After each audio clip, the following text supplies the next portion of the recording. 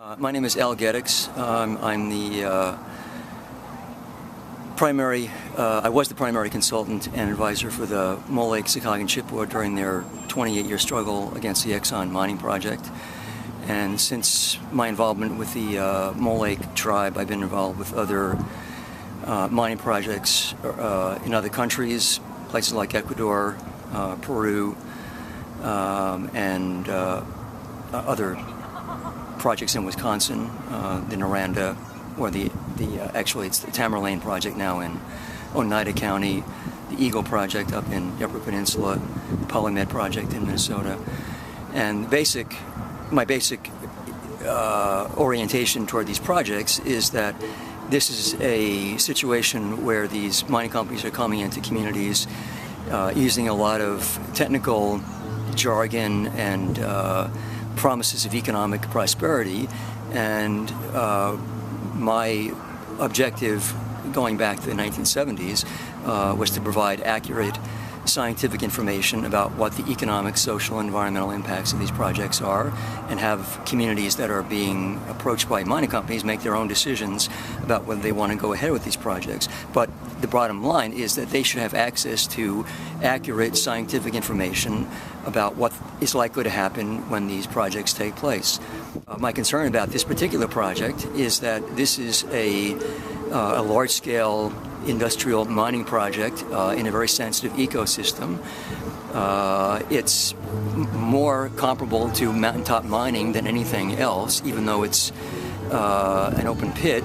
But the angle of the open pit and the fact that so much waste material is going to come out of that open pit, which has to go somewhere, and the somewhere is at the headwaters of the Bad River watershed, and the likely scenario is that the waste material from that mine is going to both result in water impacts of drawing down the water, which is a critical variable in the survivability of wild rice. Wild rice needs a certain water level to survive, and it's also a critical variable in terms of the contaminants that are likely to come out of the mine. And given the geology of this area, and the fact that the last mine that closed had sulfide minerals in it, even if it's not a sulfide mine, the possibility of sulfide minerals generating acid drainage is still a possibility. Even if we rule out sulfide minerals entirely, there's still mercury in the environment, and mercury is also a byproduct of this type of mining.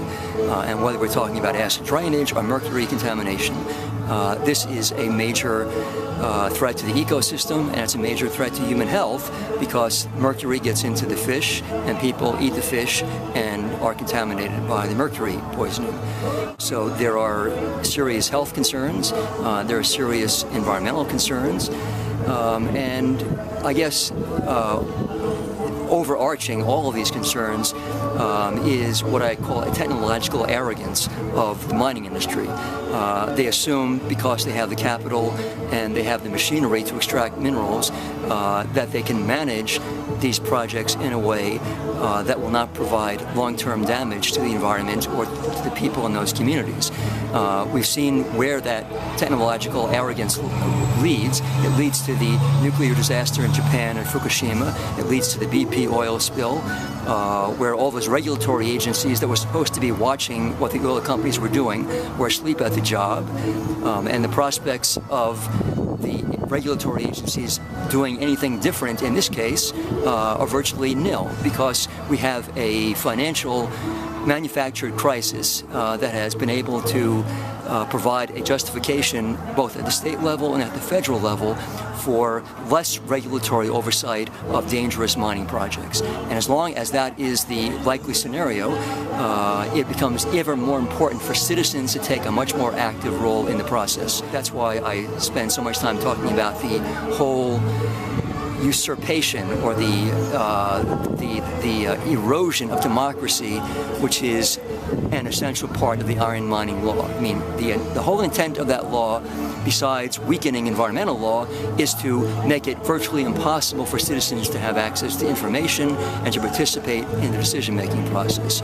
And so this is not just an environmental assault, this is a fundamental assault on democratic institutions. And for that reason, this is a serious political issue in the state that should bring in groups far beyond the environmental community. People that are concerned about democracy ought to be concerned about this particular mining project.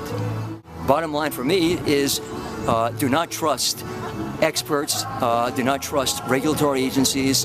The only people you should trust are grassroots people that do their own studies and come up with their own conclusions about these projects, because these are the people that are ultimately responsible for protecting the resources of these communities.